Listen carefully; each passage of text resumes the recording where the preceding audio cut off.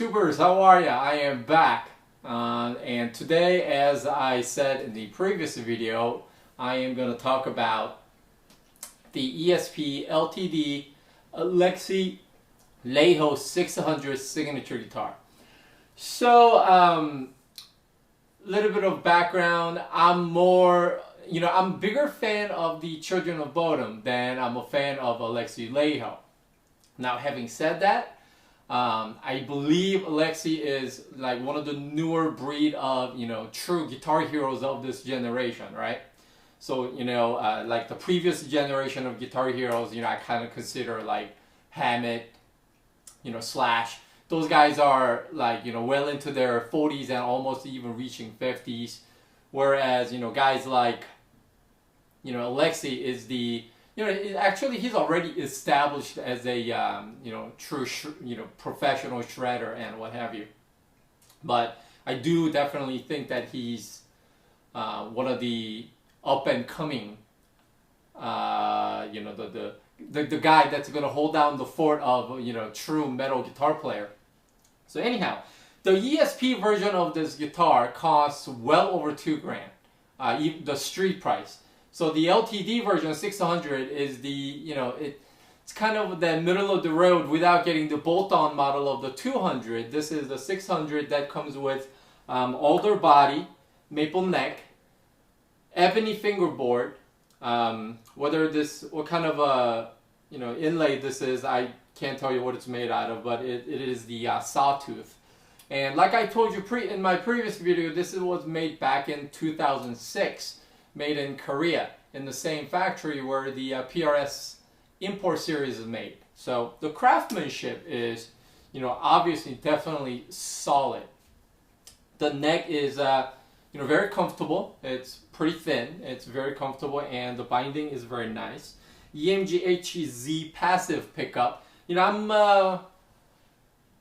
I don't necessarily hate the passive pickup. I actually dig the way passive pickup responds in certain situations. However, I did notice this particular guitar did not sound very good when it was connected to my Mesa dual rack, whereas it sounded a lot better, better pick attack and better dynamic when it was hooked up to my Marshall. So anyhow, that and no tone knob, does come with just the one volume knob. And unlike a true Alexi Laiho guitar that he plays, there is no 20 dB boost on this model. And the one I got, which I got used, and again, I did get a phenomenal deal on this. The guy didn't know what he was selling, so I ended up picking up the guitar for $150. This thing sells for $9.99. Cheapest you can find is $8.99. Unless you resort to factory B stock, and Musician's Friend sells going for $5.99. So I did get a phenomenal deal at $150. Paid another $100 for the form-fitting hard case. However, the guitar did come with some issues, which I will share with you.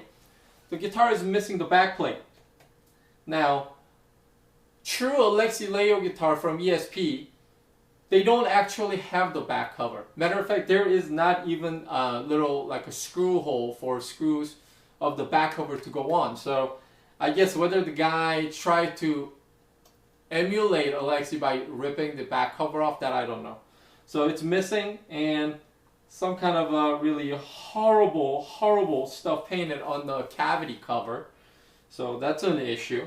And then, I don't know if I talked about it in my previous video, but he had a sticker right here where the normally the neck pickup would go. There's a sticker, and then he ripped it off, but didn't do a very good job, so it left all kinds of crap on here. I tried a bottle of Goo Gone to scrape it off, but that didn't work. So right now it's there, and somebody suggested WD-40, so I'll give that a go, but that's part of the problem why the guitar was so cheap. And also there's some scratch right here and right here, which doesn't really bother me because this is, not, I didn't buy this guitar as a collectible or something that, that needed to be in a pristine condition. So, that type of cosmetic issues. Now, however, the reason why I ended up getting the guitar is the neck shows no wear at all. The guitar wasn't played much at all. and then you can also tell that by the condition of the frets. So that's what this particular guitar is about. To go back to some of the specs, the locking nut, Floyd 1000 series, Grover tuner. However, I know Alexi personally uses Goto tuner on his actual ESP guitar. But again, this guitar was made in Korea, unlike some of the newer LTD models, which definitely helped my decision-making process.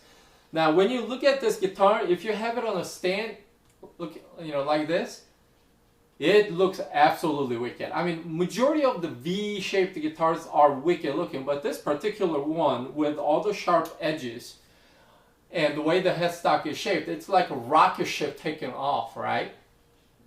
So it's just an absolute wicked guitar. One of the issues that this guitar has, which I'll share with you, and a lot of people ask me leave me comments, how the guitar balances. Well, this particular guitar, as you see, if I'm holding it like so, it just takes a nosedive immediately. So if you want to talk about a guitar that's well balanced, this ain't it. Very headstock heavy. I'm not sure, obviously where the pivot point is obviously determines that, but I mean, you got all this wood, and there's only that much wood, and yet it's just going to hang. So it's not a very balancing guitar, and if you see Stockholm Live DVD, his actual ESP also hangs at about this angle when he's not holding it. So to play this guitar standing up, you're constantly fighting the neck, trying to hoist it up, make sure it's within your range. Otherwise, it's just constantly going to do this on you.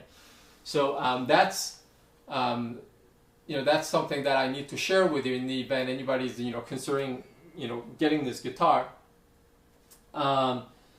As far as anything else, I mean, the guitar is just wicked, like I said, and I have a guitar that is on a boat being shipped to me right now that is somewhat related to this guitar, which I'll share with you either on the next video or the next video. So that thing, when I show it to you, I'm sure it'll a lot of you will like it. So if you're a metal player and you happen to be Children of Bodom fan, good stuff. Not just this guitar, one I got coming, my dog's barking, I don't know why. So anyhow, what else do we need to talk about? Guitar does stay in tune very well. I flip the 6th string between D and C, depending on which song I'm practicing, what have you. So the guitar definitely does stay in tune very well, and it's very comfortable. And if you're a metal player and you're a shredder type of guy, this obviously is a weapon of choice. Definitely something that you should consider.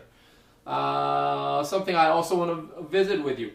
Compared to Randy Rhoads V from Jackson, the tails are longer and it also wider. So there's just more there for you to contend with than Jackson's Rhoads series guitar.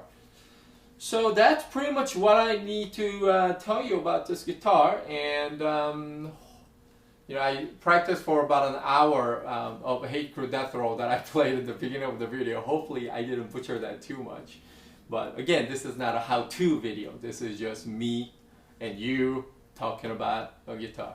Anyhow, so that's it for today's episode. I will check back in with you guys with my next guitar, which I already have right there, but it's not quite ready to go yet. So I'll show you that either again on the next video, along with the surprise guitar that is related to this thing that is on the boat right now. So that's about it. Until next time, you guys take care.